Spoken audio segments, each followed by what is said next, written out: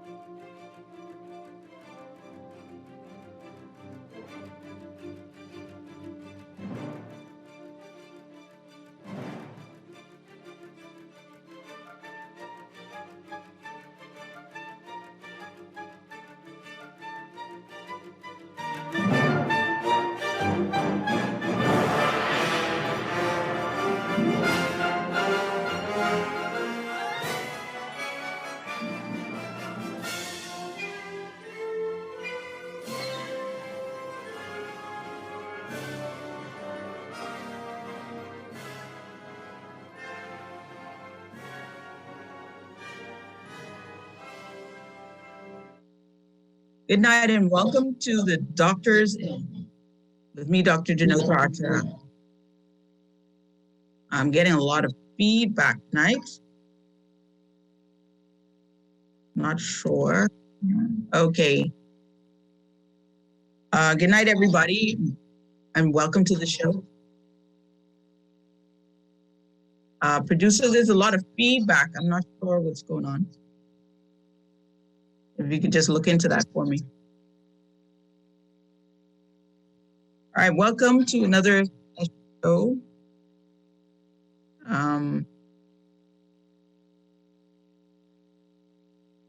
Hello?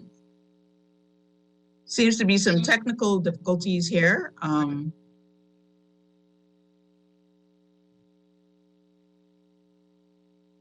Hello? Okay. I don't know why it's coming through like that. Producer, can you hear me? It seems to be echoing. Anyway, hopefully, okay, that's a lot better. Thank you very much. So welcome to the show. It's with me, Dr. Dinothra Archer Cartwright. I'm a family medicine specialist. So welcome to the Doctors In on Guardian Radio. We are live on Facebook, the Doctors In with me, Dr. D. Archer, as well as guardiantalkradio.com. You can catch us there on their website. And of course, we have another exciting show about all things health and wellness and pertain to the society. The numbers here at Guardian are 322-6232, 325-4316, 325-4259 if you want to jump into the conversation or you want to ask a question as we go along.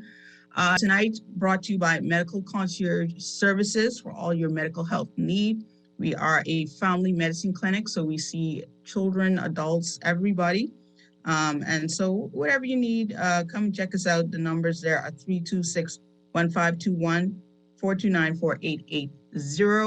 You can find us on Facebook, MCS or Medical Concierge Services. Also on Instagram, that's medical_concierge_services. And of course, our website, mcsfamilymedicine.com, for all the different things that we do. So we do regular clinic care as well as home care. So if you need a doctor or physician to come to your home, you can check us out. If you need healthcare assistance in terms of helping with your healthcare management, of course, and a variety of other things like IV vitamins, microneedling, a lot of different things. So check out the website. Now, tonight, we are talking about a topic that I've been really interested in and looking into a lot. We've been talking earlier in the year about, making changes, lifestyle changes. How do we lose weight last week? How do we lose that belly fat? And we realized it had a lot to do with our nutrition and the foods that we eat.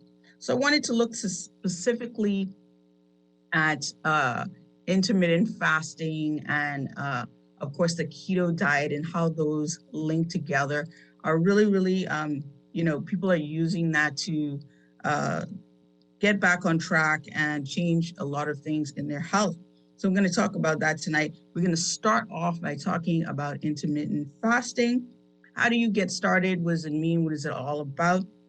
And then we're going to look at how we introduce keto into that. And is it good for you? Is it something that you should try? Is it something that might work for your lifestyle? So if you're looking to lose weight or you're looking to change, your habits, if you're pre-diabetic, if you are even, have some issues going on and you want to just have a chance to reset your health, this may be something that you're interested in. Of course, any kind of changes in your diet or your lifestyle, you consult your personal physician as well. Very helpful, especially for your own specific needs. So we're going to look at intermittent fasting. We're going to talk about who can do it, what does it mean, and where does it get started. So basically, it's one of the most popular kind of fitness trends or health trends that have been going on for quite some time, and people have been back and forth. Some people like it, some people don't. But a lot of people use it to help them to spur losing weight, to improve their health, and to just simplify their whole lifestyle of eating.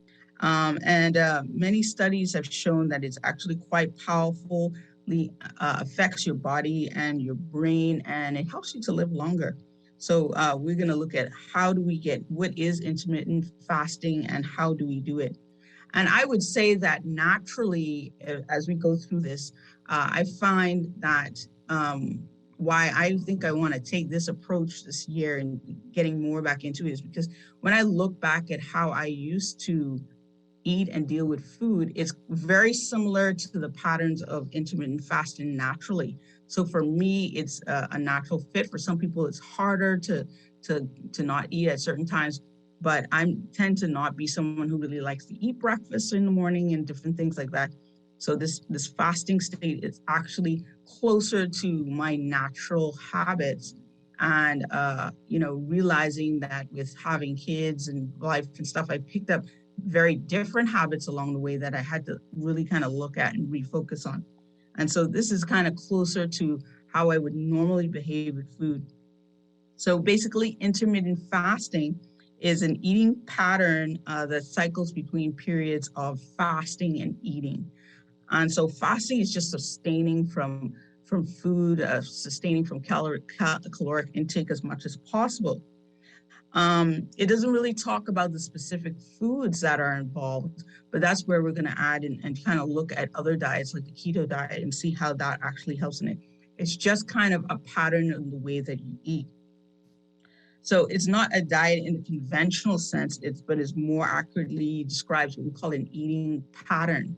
So it's more of the way that you're going to set up when you eat your food.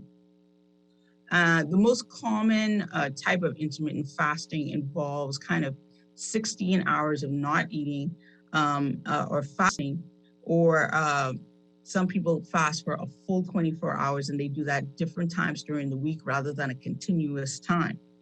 And so if we look at fasting is something that's been done throughout the ages, throughout human evolution. And when we look back at how ancient people, how they ate, they didn't have supermarkets, they didn't have refrigerators. They got food on availability, farming, they had to go and gather their food. So it was very different. And so there were periods in time where they would just not have food and they would be working and doing other things, and they were able to do it. So basically, the human body is actually able to function really well without food for extended periods of time. In fact, over time, it's a lot more natural for your body to eat less meals than we do today. So when we look at how we eat today, we eat 3 to 4 meals per day. And if you look back, people did not eat as often as that. And usually what we eat today is very high calorie food.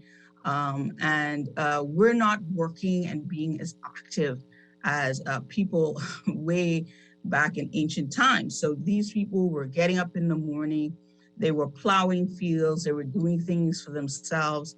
They would walk everywhere unless they were very wealthy.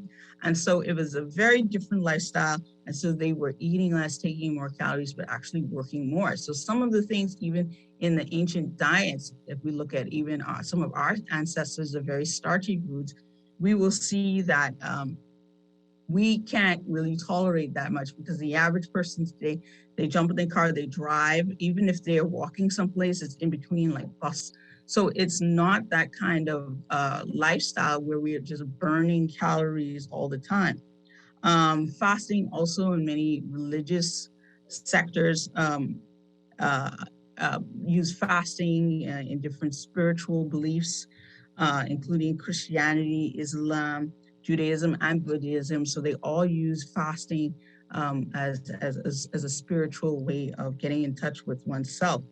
So intermittent fasting is basically an eating pattern that cycles between periods of fasting and eating, and it's a very popular health in the health and fitness community today. So what are the methods? There are different methods that one can take when you are interested in getting into intermittent fasting. So there's several ways of doing this, and it involves the way that you split the day up into eating and fasting. And during the fasting periods, you eat either very little or nothing at all. So the most popular method, as we briefly mentioned, is the 16-8 method. And that basically is what we call the lean gains protocol. It involves skipping breakfast and restricting your daily eating periods to 8 hours between 1 and 9 p.m. Then you fast for the other 16. So what you do is, it's not always a calorie restriction where you're eating way, way less, but you're kind of putting all your calories together at the same time. And then we'll see how you change the types of food that you eat within that time period. And I'll kind of discuss it later, but the interesting thing about that is it has a lot to do with insulin and insulin resistance, which we briefly talked about last week. Whereas when you're not eating, your level of insulin actually is not high.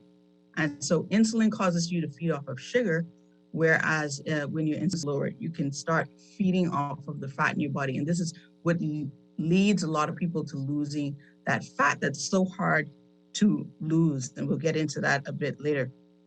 Another method is the eat, stop, eat. And this involves kind of people fasting over 24-hour periods, once or twice a week. For example, by not eating from dinner one day until dinner the next day. So they actually take a 24-hour period where they don't eat a full meal. And so depending on your health and, what you're able to do, that's why those ones are not quite as popular because it's a little bit tougher, and I would not start there in terms of looking at fasting at doing an entire 24 hours. That can be a lot. And then, of course, there's the 5 and 2, where, people limit their calories a lot to 500, 600 calories on 2 days and then eat normally for the rest of the week. So that's very restricted on your calories, also possibly very difficult for a lot of people. And, if you have health issues or you're diabetic, that may not be the choice for you. So the most popular one would be the 16 and 8. And I've seen where people can kind of start there and then they can kind of bring those numbers down until, you can have 1 or 2 meals per day. So by reducing your calorie intake, all of these methods cause you to lose weight, long as you don't compensate by eating much more during those eating periods. So this does not work if you don't eat and then you go and you have McDonald's or Burger King or something that is going to really push your calories higher. So you're not trying to starve yourself where you binge eat. It's about learning the type of control comfortably. And this is why fasting and keto, as we talk about, has to be done properly. And usually if you're having problems with it, you're doing something wrong. So you're not starving and you're not binge eating. And so if you are restricting your calories over that time and you are converting your burning of energy to the fat that you have stored in your body rather than the sugar that's coming into your body, you should see some weight loss. So there's several different ways to do intermittent fasting, and all of them split the day or week into eating and fasting. So how does this all affect you? This is kind of what I was talking about. How does this all happen? So when you fast, several things happen to your body on a cellular and molecular level. For example, your body adjusts your hormones to make stored body fat more accessible. So if you look down, for those of you who do have a little fat and it's on your stomach, and we talked about kind of visceral fat and fat that's around your organs, and the one that's underneath subserosa, which is underneath the skin. And what happens is it seems really hard to burn that fat unless you're in what we call a state of ketosis or starving. So your cells also initiate important repair processes and change the expression of genes. So you actually get a lot of repair of cellular damage during your fasting periods because your body's not having to deal with all the sugar that's coming into your body. And so you get kind of time off to repair some things, and this is really, really good for your health.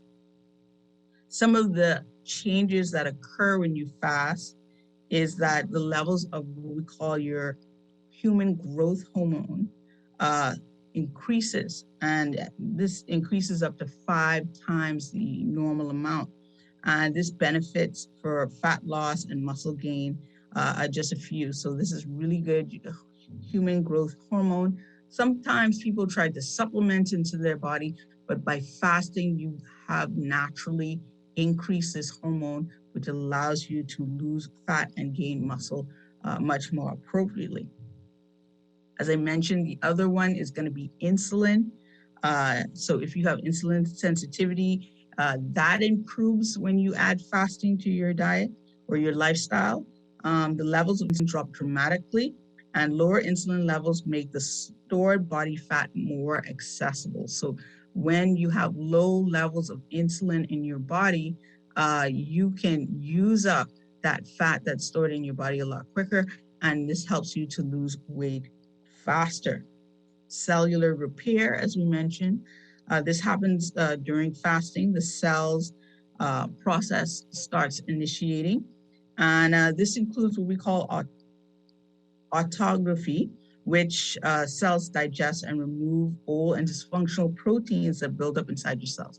So it's almost like a cellular detox, a renewing of cells, regeneration. All of this happens during this process of when you are fasting, so taking breaks from eating. And if you think about it, a lot of people don't realize that they are constantly eating, constantly snacking. It's like, you're only having 2-3 hours break between a meal and a snack and another meal. So your body's continually in that process. And then the fourth hormonal change is gene expression. There are changes in the function of the genes related to longevity and protection against disease. So you see that people who include fasting in their lifestyle tend to live longer, tend to be better protected against chronic and severe diseases. And this is really, really important. So these changes in hormones, cell function, and gene expression are responsible for the health benefits of intermittent fasting. So when you fast, you get human growth hormone levels go up, your insulin levels go down, your body cells also change the expression of genes and initiate important cellular repair processes. So it's really, really powerful. And state is extremely powerful tool when it comes to weight loss. So weight loss is the most common reason why people try intermittent fasting. By making you eat fewer meals, intermittent fasting can lead to an automatic reduction in your calories. Because if you're eating, even if you're not doing keto, if you're eating less meals and you're not overeating during the time that you do have meals, then you will be eating less calories. So it's kind of an easy way to cut those calories without having to look at every little calorie that you're eating. In addition, of course, we talked about it lowering insulin and increasing growth hormone levels. It increases the release of fat-burning hormone norepinephrine or noradrenaline into the body. So you see it really activates different hormones in the body that will help you to lose that weight.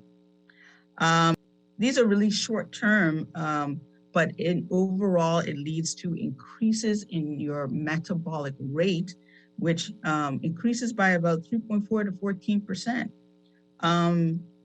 So that's a really great increase. So if you feel like you're trying to lose weight and you plateaued and you don't kind of know why, and you want to do something that's going to shake things up, you want to increase your metabolic rate so you can burn fat more easily, this is something to consider. By helping you eat fewer and burn more calories, intermittent fasting causes weight loss by changing both sides of the calorie equation. So we always talk about calories in and calories out. And of course, you can see how that affects that. So studies have shown it to be a very powerful weight loss tool. And a review in 2014, a study found that these eating patterns cause 3 loss over 3 to 24 weeks, which is a significant amount compared to most weight loss studies. So 3 to 8% of your body weight over 3 to 24 weeks. And, we, as a physician, I do try to say that a healthy weight loss is somewhere between 5 and 10% over 6 months. So 3 to 24 weeks at a 3 to 8%, that's pretty good. That's pretty on target. That's pretty much where you want to be to healthily lose weight and optimize your weight loss.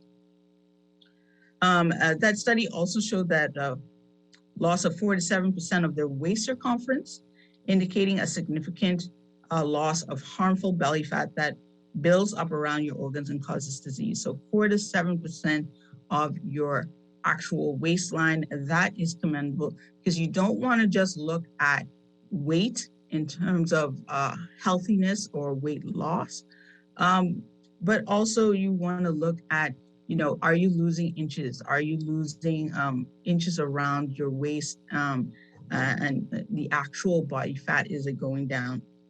Another study showed that intermittent fasting causes less muscle loss than others standard methods of decreasing your calorie restrictions. And so you don't have that loss of muscle.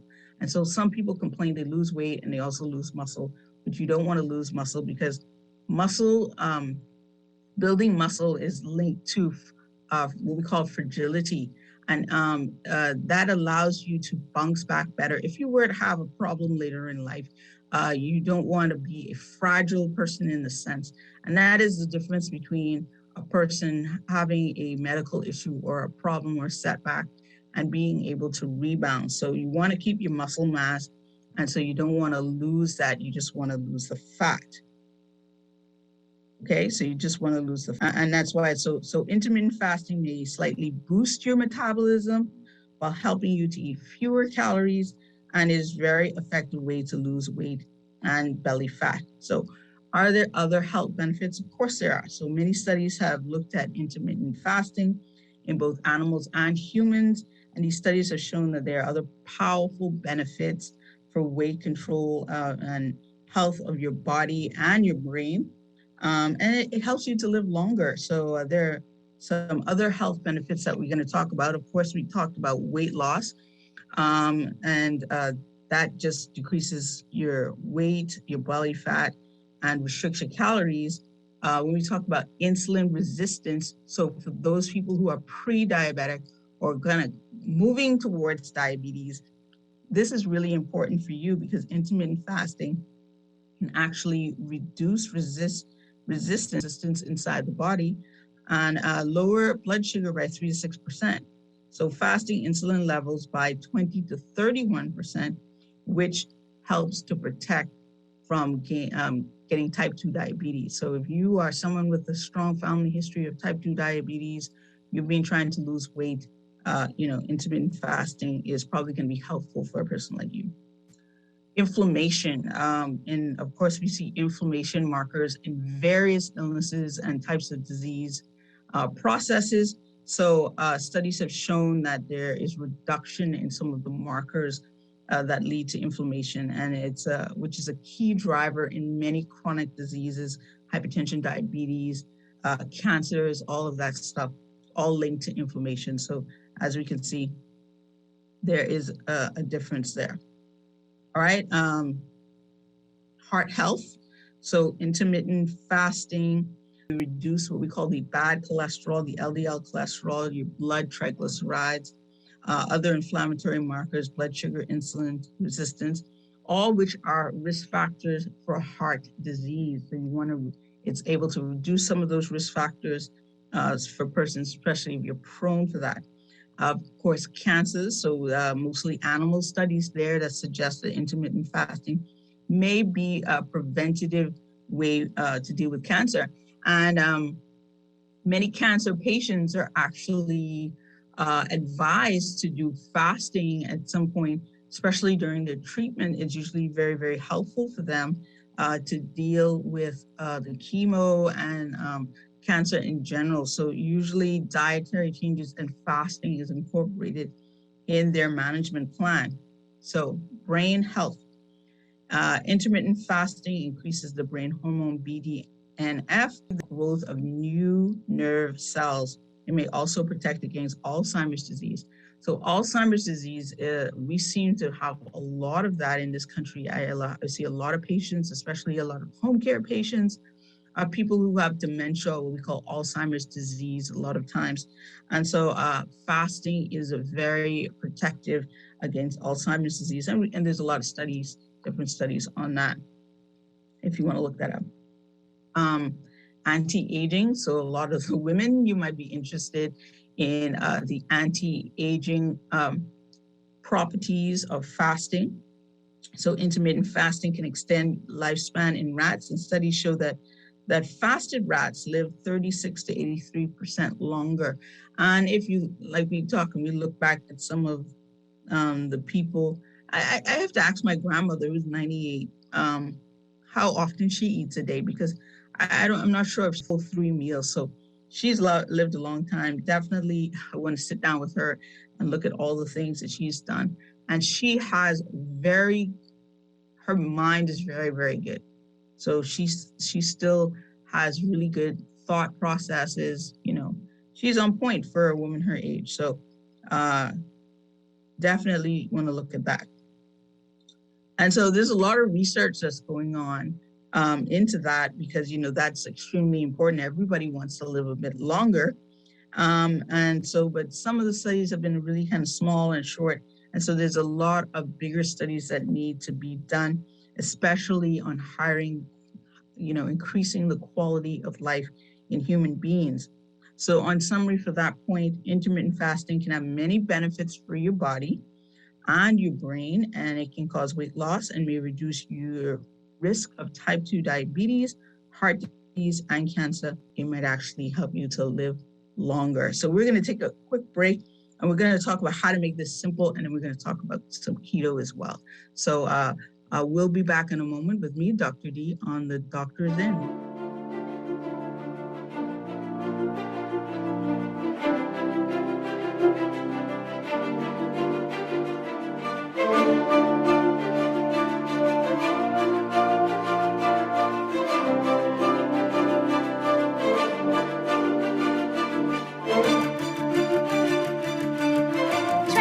A healthy lifestyle can be difficult.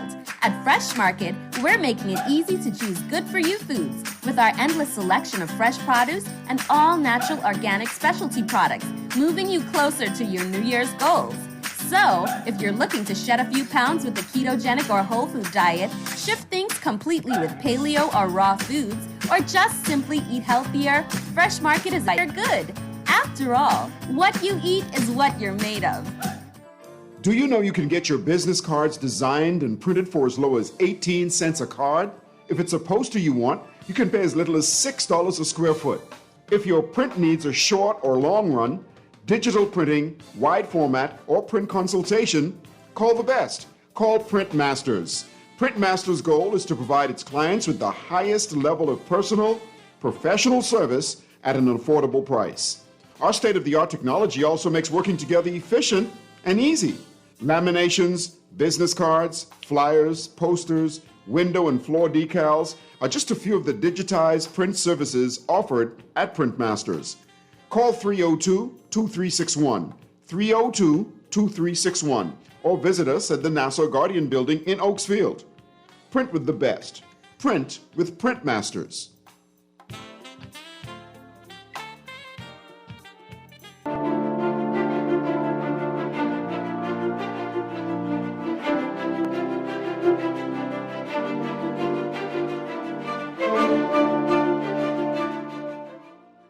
Hello and welcome back to The Doctor is In with me, Dr. Denothra Archer Cartwright, brought to you by Medical Concierge Services. We're here on Guardian Talk Radio talking about intermittent fasting and how that, if it could be something that you are interested in or might be helpful for your health. We talked about how, what is it and how, and what are kind of the key objectives. If you have questions or you want to give us a little information about how it's worked for you, of course, you can jump in 322-6232, 325-4316, 325-4259.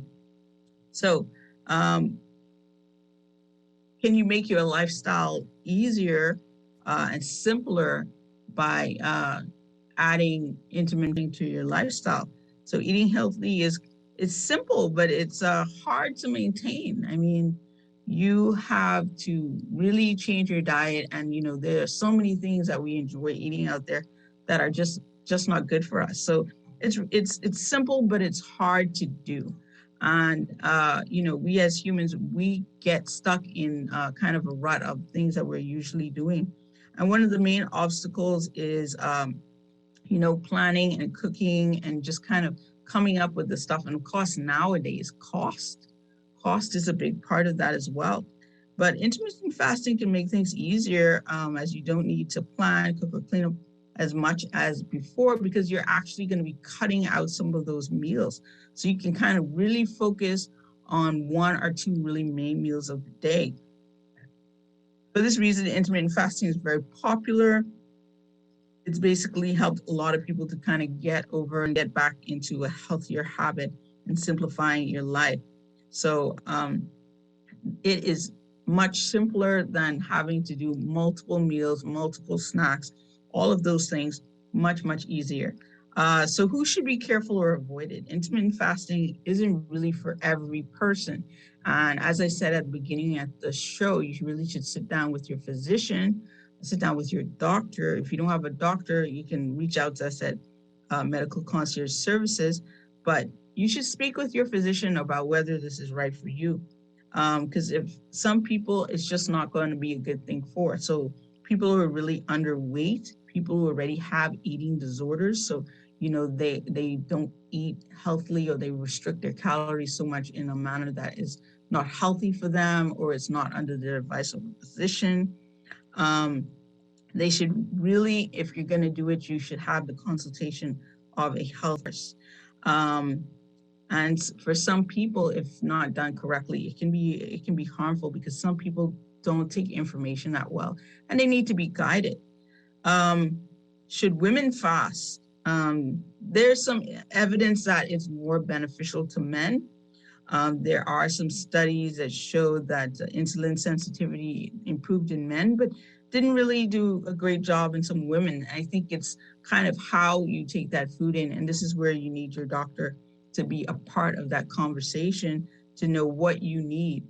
As we talk later on a little bit about keto, I realize, for women, especially because women have a lot more estrogen and changes in your cycle and stuff like that. So it gets a little bit more tricky, and earlier on, you might need a lot more supplementation. So have that conversation. Through human studies on the topic, not a lot of it is available in animals. So for women, you want to be careful, and you want to basically have that conversation with your doctor. And it just really made me realize, so many differences when it comes to health and food, and how women kind of take on some of that very, very differently, and sometimes need to follow kind of separate guidelines to men. And should go into something like this at a much more easy pace. So for men, they may be able to jump into an intermittent fasting cycle very easily. And for women, it might be subtle changes and maybe not as strict a diet. Because it could affect different things, even menstruation. So you want to look out for those types of things. Also, women who are pregnant or breastfeeding or have any kind of fertility, like I said, you should have this talk with your doctor. It may not be the best thing for you, but for a lot of people, it works really, really good. So, like I said, people who are underweight, people with history of eating disorders, should not be the persons to fast. And for some women, it might be a little more difficult and cause some complication. So safety and side effects. The main one, and I find this is if you're not doing it properly, because even though I had been eating breakfast for a little while, I guess because it was my normal routine, I just got started doing a bit of intermittent fasting again. A lot of people say they get really hungry, and I don't really get hungry. And that's probably because naturally I don't get hungry until probably after 11.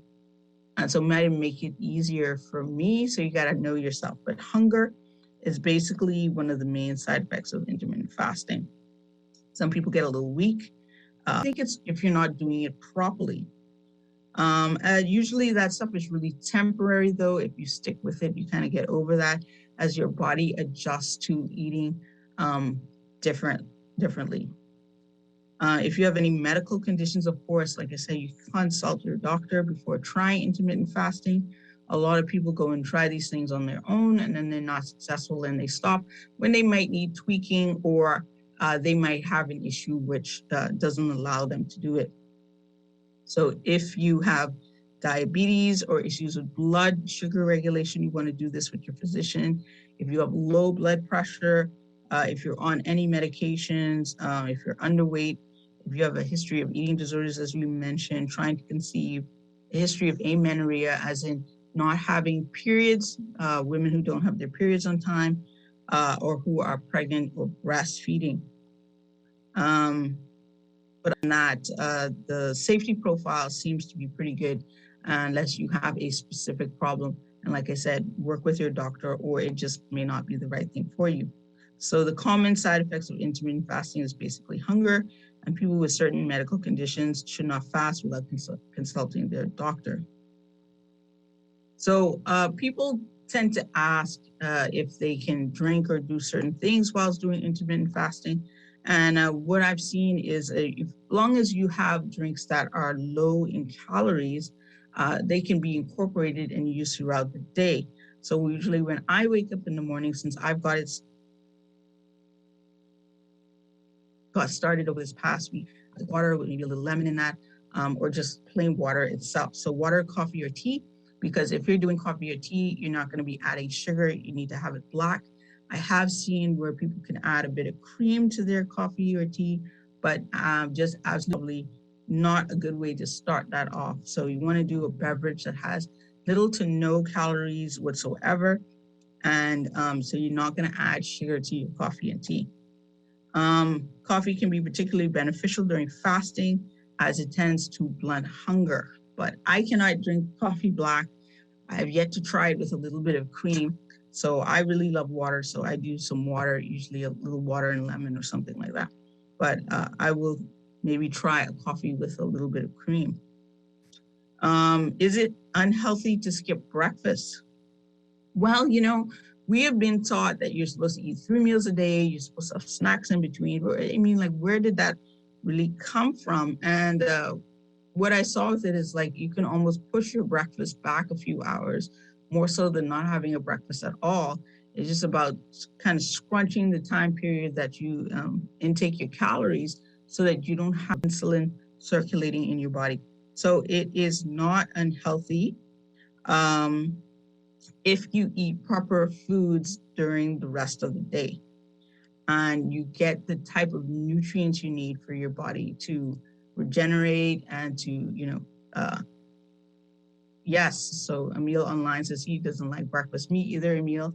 I actually got into breakfast, as I mentioned earlier, due to my family and other people really liking breakfast, but I can do without it. Can you take supplements whilst fasting? Yes. However, you have to keep in mind you're looking at fat-soluble vitamins might work better when taken with meals. So I find vitamins can be hard on your stomach if you haven't eaten. So if you are going to do vitamins, that's going to be with your food. But what you want to do is learning how to eat the proper nutrients to take care of your body. So it probably will require greens, vegetables that you're eating to make up for the nutrient requirements, but you can do certain vitamins. And as we switch over to look at keto in a bit, you'll see that there's certain vitamins that are going to be really helpful for you.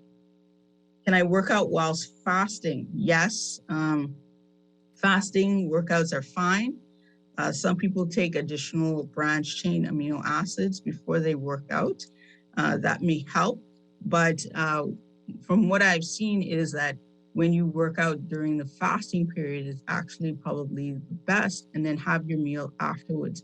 So having your workout in the morning whilst your body is in a state of fasting and then eating afterwards is going to be a lot better than eating and then working out.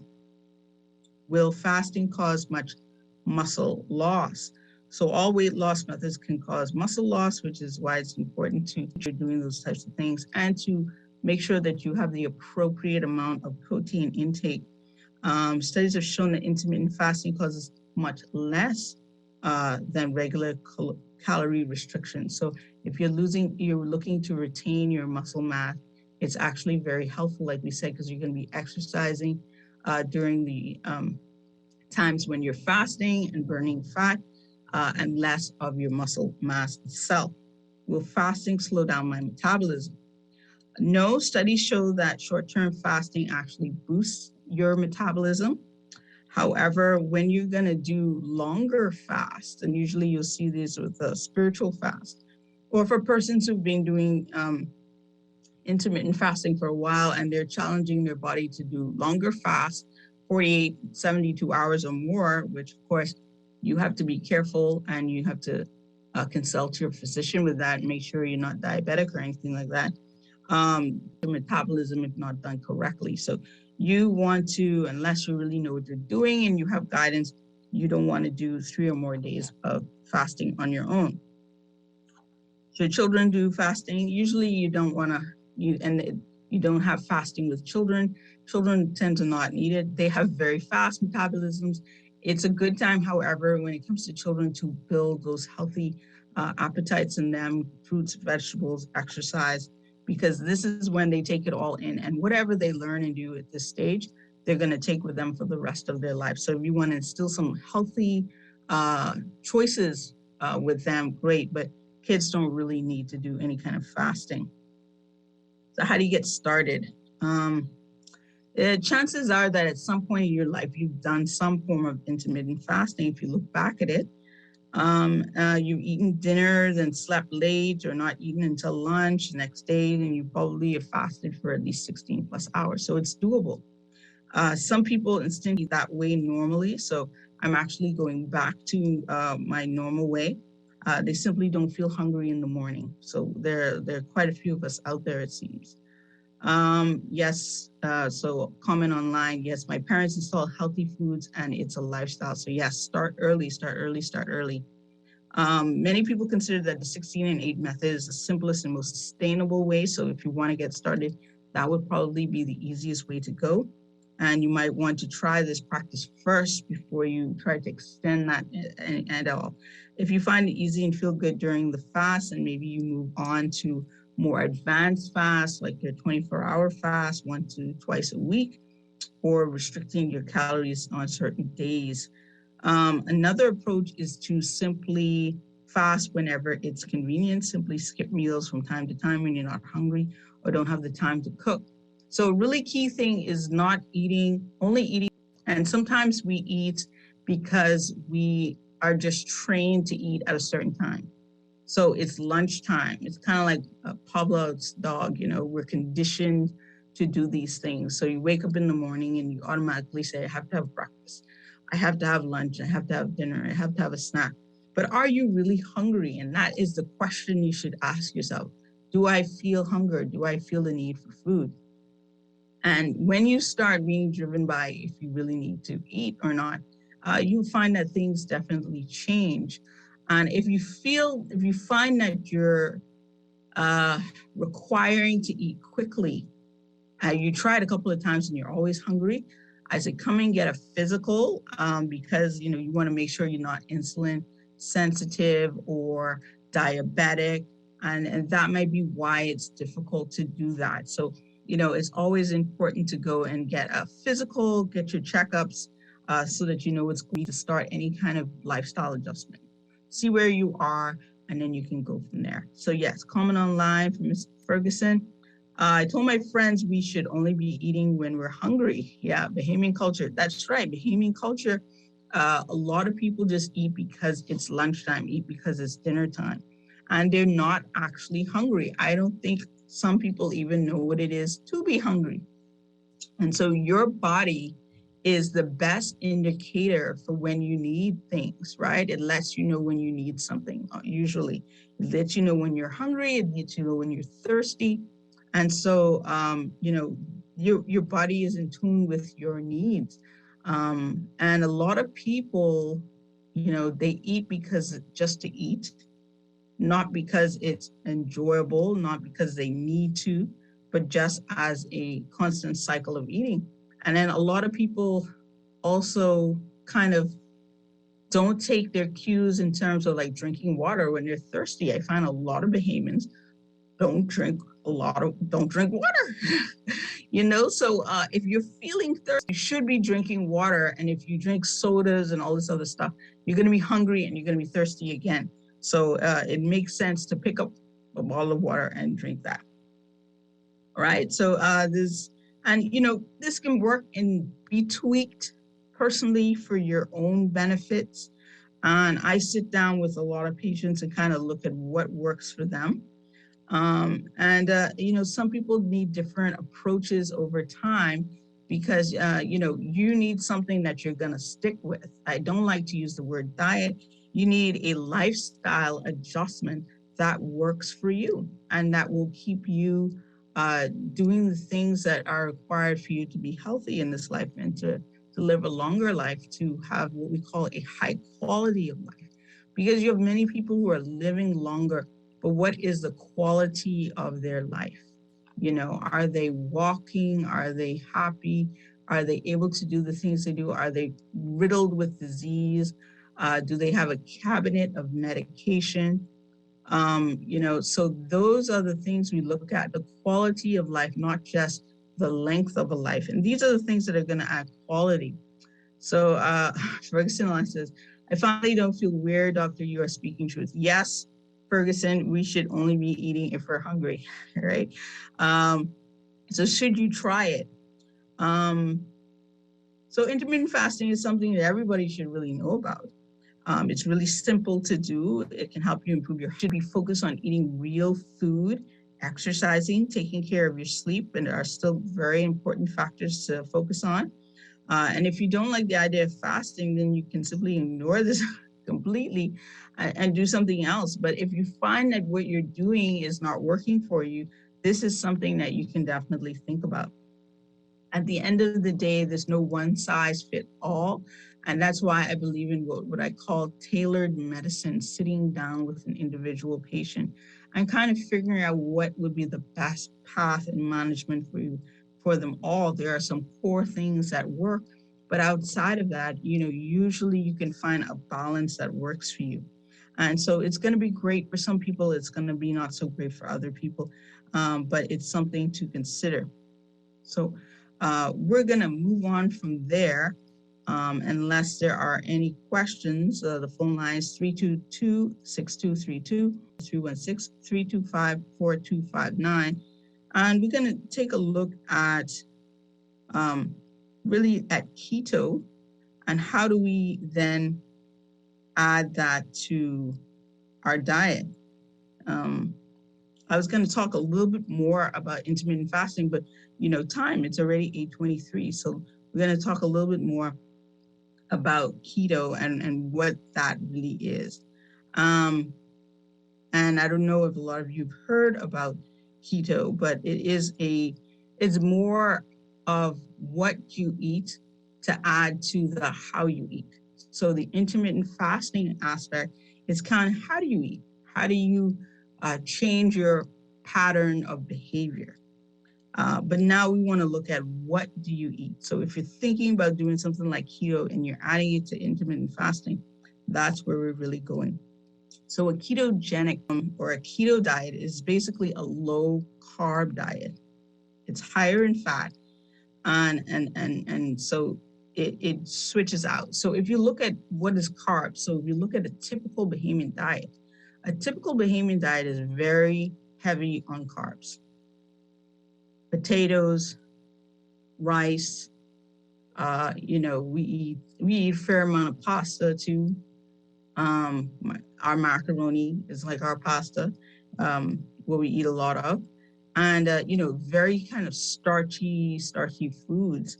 And these are the foods that really raise your insulin levels. And they help people to be led to diabetes. And we have a problem with diabetes in this country. So we have to change the way we eat foods. So with the keto diet, what you're doing is you're lowering the carbohydrates, these different are. So people look at a potato and they don't think sugar. But these are the foods that break down very readily to sugar in your body and lead to diabetes. So you want to cut down your carbs. So keto is lowering those types of food in your diet, increasing the good fat in your diet so that it helps you to trains your body to burn fat. So fat that you take in and the fat that's in your body. And there's quite a few health benefits when you do that and if you do it properly. So many studies show that this type of diet can help you to lose weight and improve your health. Ketogenic diets may even have benefits against diabetes, cancer, epilepsy, and Alzheimer's disease. And so we're going to look at how do we begin to look at that. So the ketogenic diet is, as we say, a very low carb diet. It's similarities to lifestyle adjustment or diets called Atkins or low carb diets in general. It involves drastically reducing your carbohydrates intake and replacing it with fats. And this reduction in carbs puts your body into a metabolic state that we call ketosis. When this happens, your body becomes incredibly efficient at burning the fat for energy, and it also turns fat into ketones in the liver, which can help supply energy for your brain. So ketones are actually a form of energy for your brain. And so what you're doing is converting from using the sugars from those starchy foods as your source of energy, which is not a great way to go, to burning fat and creating the ketones that are going to be great for your brain health. So a ketogenic diet can cause significant reductions in your blood sugar and your insulin levels. Increased ketones has a lot of health benefits and improves your metabolism and moves it from the carbs to the ketones itself. So burning fat to provide a better energy supply for your body is basically the premise of ketosis. So there's different types of this diet, and you look at a standard ketogenic diet, and it's very low carb, moderate protein, and high fat. So about 70% of your calories are going to be coming from good forms of fat, 20% proteins, which would be like your meats, and only 10% from carbohydrates. So as you can see, carbohydrates becomes a very small portion of where you get your food and energy from. And there is the cyclical keto diet, which refeeds such as 5 ketogenic days, followed by 2 high carb days. And I also call this is what I call carb cycling, where you can have, days where you can have more carbohydrates. And so you're kind of doing like a 5 and 2, similar to what you did with the fasting, where you have 5 days where you're kind of really lowering your carbohydrates, and then 2 days where you kind of maybe a little bit higher so that you're not craving carbohydrates. And then you have a targeted ketogenic diet. This is a diet which allows you to add carbs around your workouts. So if you are working out really hard and you need more carbohydrates because you're actually burning a lot of both fats and requiring a lot of energy, you can do it that way as well. And then you have a high protein ketogenic diet, which is similar to the standard keto, but includes more protein, so 5% protein and 5% carbs. And like you say, you kind of look to see what would fit for you. However, the standard and high protein ketogenic diets have been studied extensively, and the cyclic or targeted keto diets are more advanced methods and primarily used by bodybuilders and athletes. The information in here that we're going to talk about is mostly going to be about the standard ketogenic diet, and we're going to look at some of the principles that are involved with that version. So what we have is several versions of the keto diet, and the standard version, which is most researched and most recommended, is what we're going to talk about. So what is ketosis? We're going to take a quick break and we're going to come back and we're going to talk about what is ketosis, how do we achieve that, and what does that mean in a few minutes on the Doctors In with me, Dr. Denosa Archer.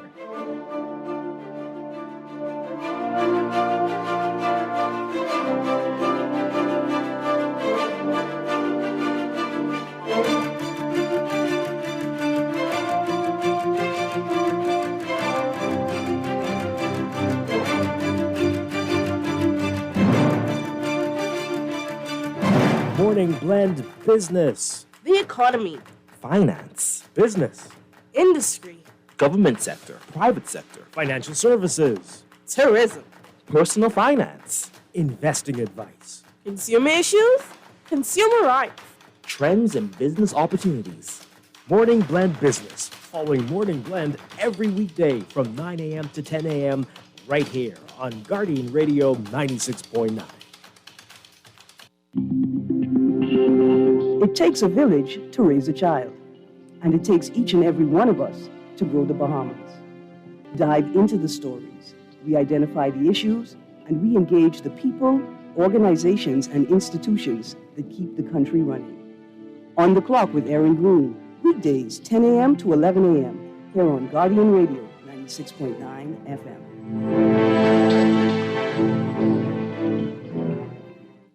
It's happening, and it's all straight talk with no chaser. Stephen Miller is unleashed on your radio each weekday, 11 a.m. to 12 p.m., right here on Guardian Radio 96.9 FM. It's going to be smart talk, ideas, and innovation.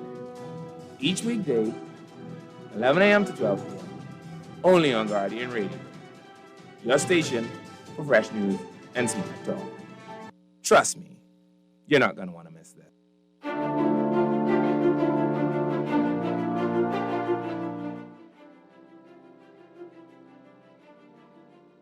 Hello and welcome back to the Doctors In with me, Dr. Denosa Archer Cartwright. Thank you for joining us tonight on Guardian Radio for another exciting show on all things health, wellness, and things that pertain to the Bahamian society. You can join in at 322-6232, 325-4316, 325-4259.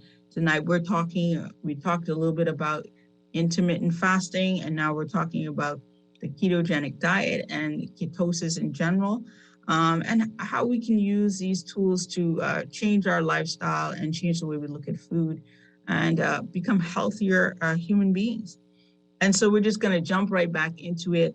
What is ketosis? Ketosis is a metabolic state in which your body uses fat as fuel instead of carbs.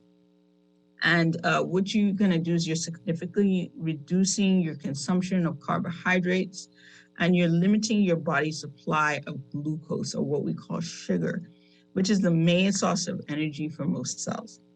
When we follow a ketogenic diet, it is the most effective way to enter ketosis. And generally, this involves limiting our carbohydrate consumption to around 20 to 50 grams per day, and filling up on fats from really good meats, fish, eggs, nuts, and healthy oils. So when we talk about fats, people think we talk about like the fat that you're frying your food in and stuff. No, we're talking about the natural fats that are in foods such as meat and those healthy oils that we're going to talk about. So it's important to moderate your protein consumption. This is because protein can be converted into glucose and is consumed in high amounts, which may slow your transition into ketosis. So it's not just eating a ton of meat. You want the meat-like products for their fat content more so than their protein. And so that is what you're really after. By practicing intermittent fasting can also help you to enter ketosis. So you can see where these two things, the process of changing the pattern of your eating and the foods itself, are actually work together to enter you into a ketotic state where you're using less carbohydrates. So there are many different types of intermittent fasting, which we talked about. And the main one that we talked about was where you're going to limit your food for about 18 hours and fast for 6 down to 6 and even 4 if you've been doing it for a while. So how do you know that you're in ketosis? There are some blood, urine, and breath tests that are available to determine if you've entered ketosis by measuring the amount of ketones in your body. So if you really, really want to be able to say that you're in ketosis, you could test yourself. There's also certain symptoms which include thirst, dry mouth, frequent urination, decreased hunger or appetite. So if your decreased hunger or appetite are also signs that you're certainly in ketosis. So ketosis is basically that metabolic state in which your body uses fat for fuel instead of carbohydrates. Modifying your diet and practicing intermittent fasting can help you enter that a lot faster, and certain tests can show you that you are in that state. So how does a ketogenic diet help you to lose weight? Well, it is very effective, and it also lowers risk factors for certain diseases. So research has shown that the ketogenic diet may be effective for weight loss. What's more is the diet is so filling that you can lose weight without counting calories or tracking your food intake. So if you're like me, I don't really like counting calories or tracking food intake. I would like a simpler system to do that. So in review of over 13 different studies, they found that a very low carb ketogenic diet was slightly more effective for long-term weight loss than a low fat diet. People who followed the keto diet lost an average of 2 pounds or more than the group that followed a low fat diet. So longer term, which is what we want, a lot of people lose the weight quickly, but then they gain it right back.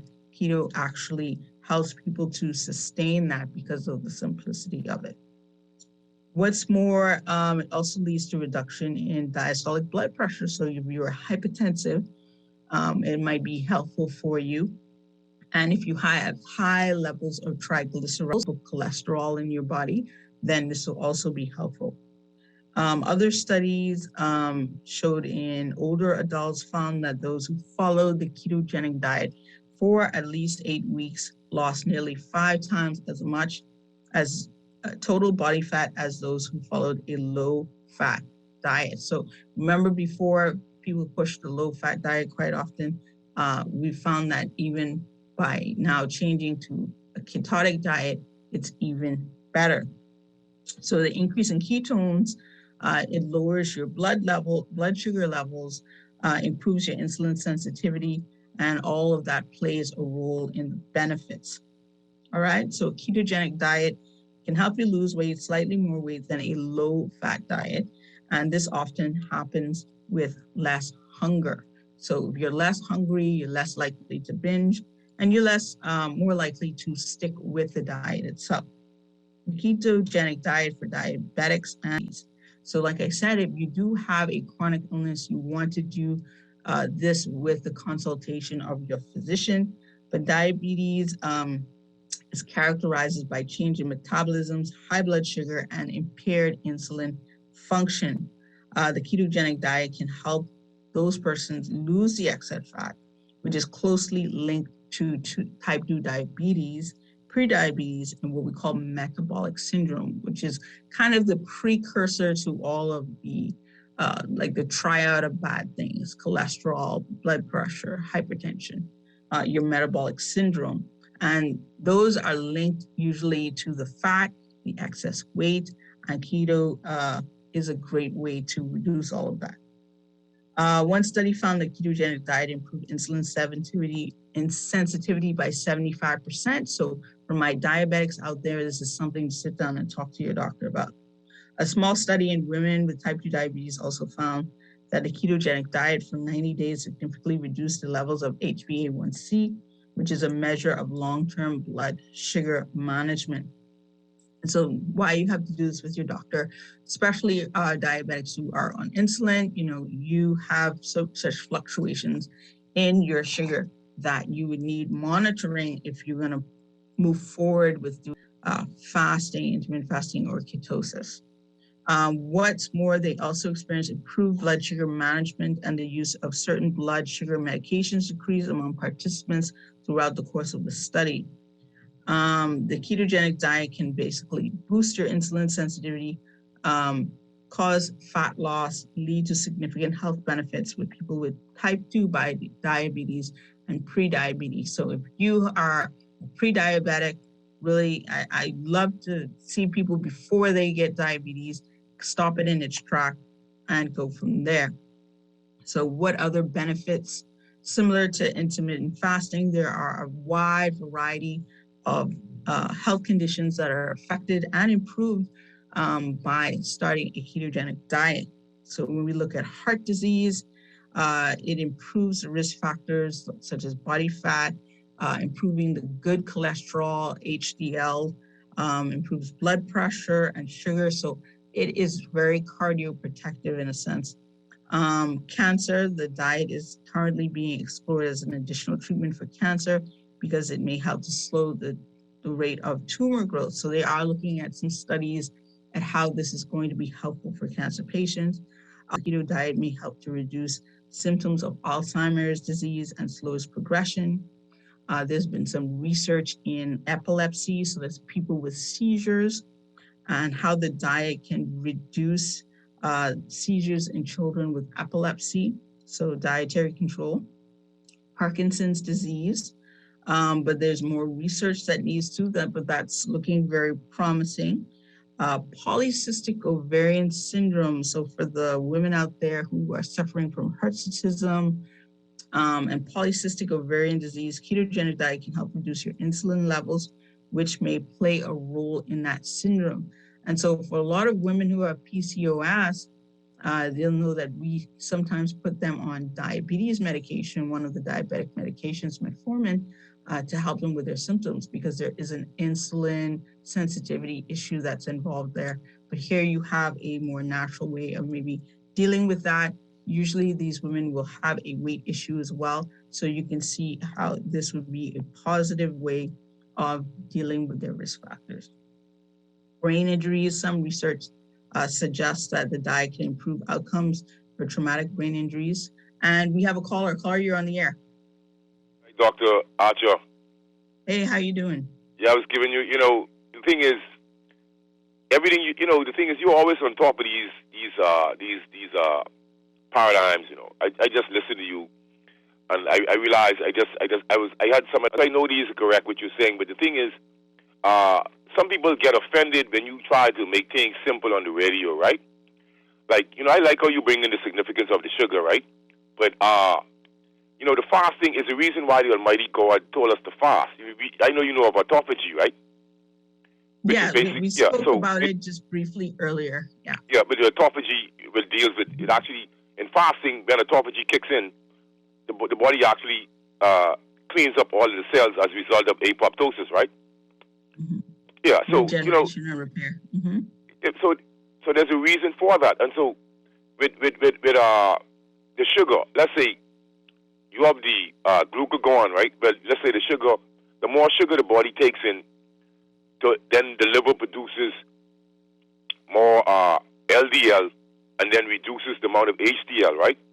But there's an Indian guy on, and so these paradigms about this HDL and this HDL and LDL, those are really, what happens is, I think there's a lot of scarring on these blood vessels, and they saying that the LDL is the one that actually patches up, and this causes the cholesterol problem. But obviously, the sugar intake causes the liver to produce more triglycerides, and like I said last week, we intake the simple carbohydrates leads to all sorts of hormonal imbalances, which is basically metabolic syndrome.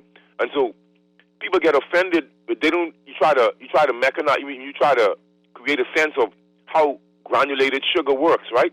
I was called Dwight the other day. Was a guy on as a sports guy. I was explaining to him that not only the sugar cane is a natural plant, right, Dr. D? The fact that it is processed, and like I was saying, most people don't understand the reason why chemicals and detergents and certain things are granulized. It is to increase the surface area. Am I correct? Yes. You granulate things to get a better surface area. The villi in the digestive system, they're finger-like projections, and there's a lot of them, and they small and they are in increased amounts because they have to deal with absorption. When you're dealing with, this is the reason why you masticate your food, right, Dr. D? To get a better so absorption. You want to break it down and you increase the surface area. So what I was trying to explain that I learned from this Indian doctor, I can't remember his name right now. When you use granulated refined sugar, the body is not used to that high absorption rate of such a high glycemic index product. It is designed for fast absorption, and that is what really creates a whole host of problems. And they notice, that the sugar industry has so much money, they've been duping us for years as far as the false information and saying what is healthy and what is not. But we know that the brain actually needs glucose, right? But it's the types of glucose. But there are studies. You saw the study about the high fructose intake in which they actually lose cognitive abilities. They couldn't recognize simple things. This is a known study. Anything with fructose, high concentrated fructose like that should just not be consumed by human beings. Yeah, and so what I wanted to touch on, and these are facts.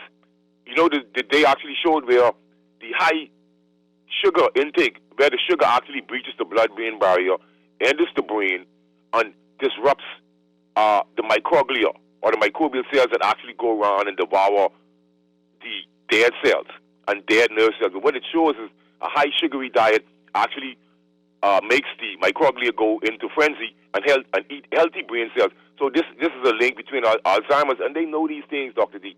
This is why we people don't understand. Ignorance is our greatest enemy. I'm glad you're not speaking about COVID-19, because I had a good laugh the other night. I turned on the news. I saw something called Neo. What is it called? I had a good laugh at it. But anyhow, yeah, I have one for them, doctors. I got a little joke for you tonight, because I got to get a little humor sometime. I got a new one for the psychiatrist. The psychiatrist will sit down every year and have a meeting and then stomp the thing down and say what disease they are into the diagnostic and statistical manual, right? I'm suffering from reading anxiety, depression disorder. All right? Great, leave some I know, to God. I do, but but the thing is, it's a joy to listen to you, right? But we're not, as humans, we're not really interested in we're not really interested in the truth, and it's becoming quite evident. All right, one of the things people should realize is you should be able to have the ability to separate truth from lie. And so, as a human being, like there was a lady on Nahaja. Somebody, I can't remember. She was on Dwight show this morning, I believe. I think Nahaja. She's a mathematician, what the lady name was come Palm. She's from CFAL. She's a mathematician. She's a mathematician, but she's very. I agree with everything she said. And so, we know knowledge is power, and so a lot of people associated with being rich, right? But as ex-slaves, I don't think we really trust and love one another, because we don't like to listen to one another, and there's no collective agenda different from politics. I notice when people talk politics, there's great enthusiasm and way. And I've been ridiculed on the radio so much, Dr. D, right, for speaking the truth. I'm desensitized to what people say. I really would appreciate if most of the talk show hosts wouldn't read commentary on me and certain people, and because we're not the people who call and enlighten people are not really the problem. You understand what I'm saying? But it's kind of disappointing when people turn their anger at you, even though you were speaking the truth. It's really disappointing and it's disheartening for me. I wouldn't worry. I wouldn't worry about those types of things. There are a lot of people. I know, but I agree with you, Dr. D. Do you read? And there's a bit of this kind of pseudo intellectualism that's going on.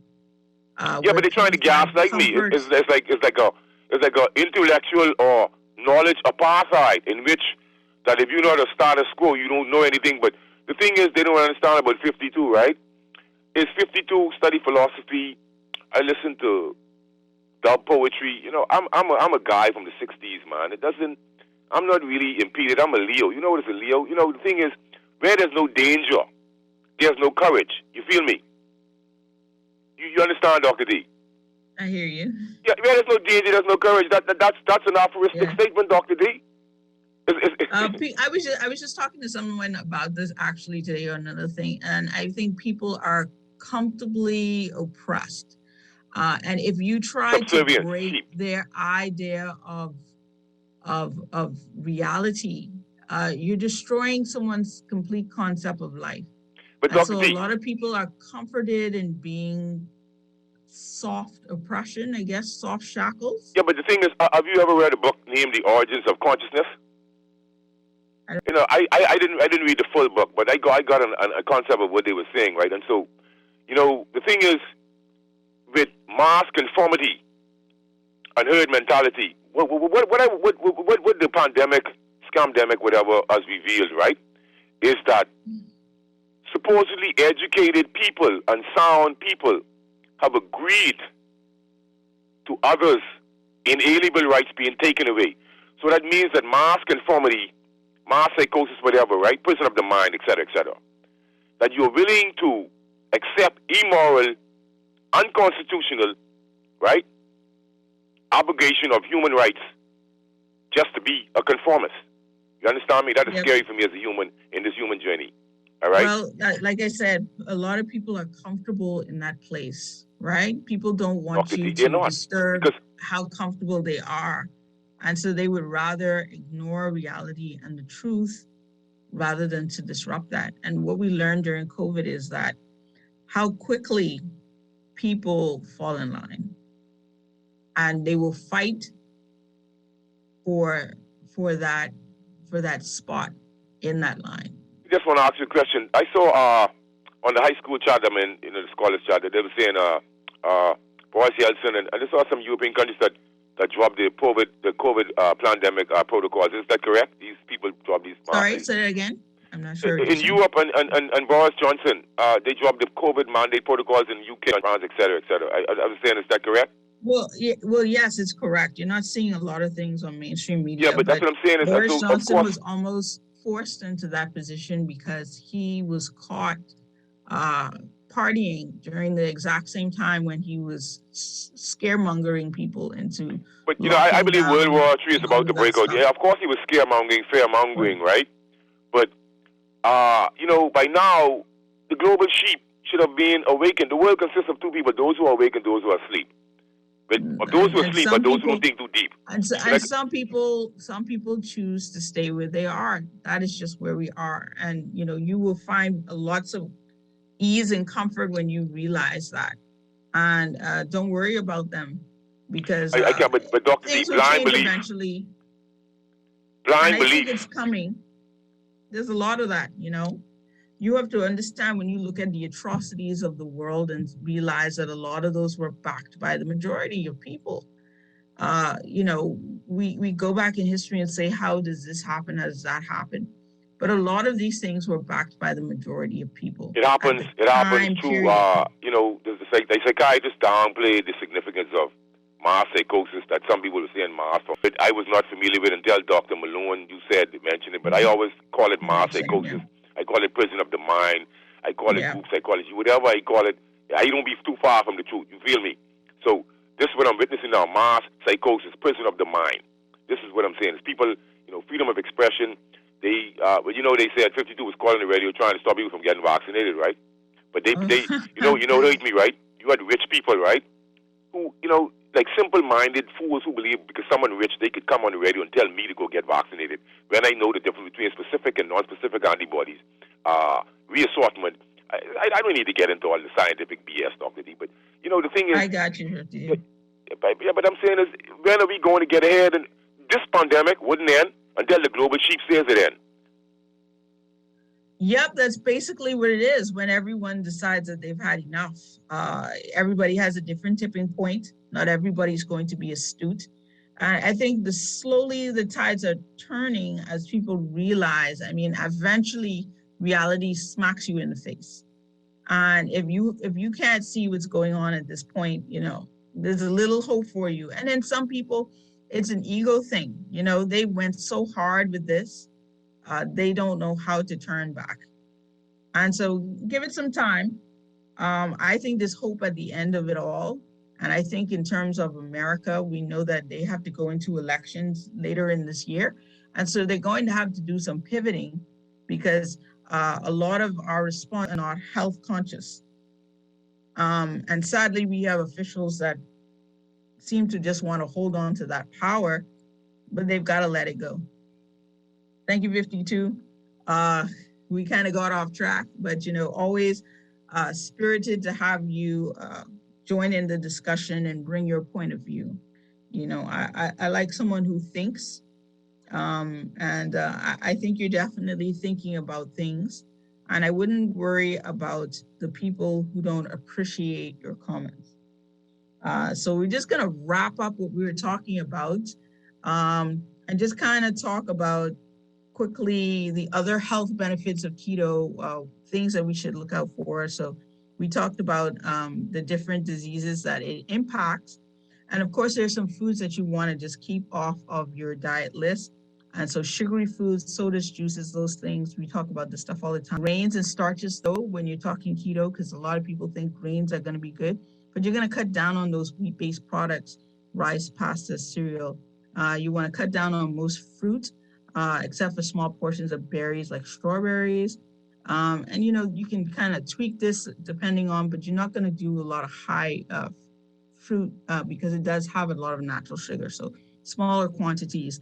Beans and legumes, root vegetables, potatoes, carrots, parsnips, low fat or diet products. People don't realize that usually things that are low fat, low sugar, when they use these words, they're replacing it with other things that aren't good for you. So you don't want to do the low fat or diet products. If you're going to actually do these things, you're just going to use them. Some condiments, you're going to cut down on your barbecue sauce, honey mustard, teriyaki ketchup. Those things are really, really high in sugar. I know we all love them. So when you're doing this, there are some sacrifices. You want to get rid of the unhealthy fats, like your processed vegetable oils, certain mayonnaise, unless it's made with, olive oils and other stuff. I love mayonnaise. I'm sorry. I might just, but, I talk about tweak. And you want to cut down your alcohol, your beer, your wine, your liquor, and anything that says sugar-free candies or anything like that. All those types of food are just filled with other junk that's not going to be good for you. So you're avoiding all these carb-based foods, grains, legumes, rice, potatoes, candy, juice, and some fruits. You want to eat your meat, your fish, your eggs, butter, cream, cheese, nuts, eggs, healthy oils, which would be your olive oils, avocados, low carb vegetables, your green veggies, tomatoes, onions, peppers. And you want to stick to the really basic condiments, which would be like salt, pepper, herbs, and spices. Base the majority of your diet on such foods as meat, fish, eggs. So it's really simplifying your diet, right? Nuts, healthy oils, avocados, plenty of low carb vegetables. And it's good to go out there and get like a sample meal plan so that you know that you're following the keto diet directly. There are lots of nuances of this that we didn't talk about, looking at how much carbs, But I think if you're starting off, if you want to just simply cut back on your carbohydrates, you're going to be making a good decision and cutting down that insulin in your body and just leading to better health. So I hope all of this was helpful. Like I said, reach out, call us at 326-1521 at Medical Concierge Services. We'll be happy to help you. And of course, our WhatsApp line, 429-4880. And we're still signing up people for NHI. So come and check us out or check us out online. But thank you all for listening tonight. And we will talk to you all next week for another exciting show with me, Dr. D. Archer, on the Doctors Inn. Good night.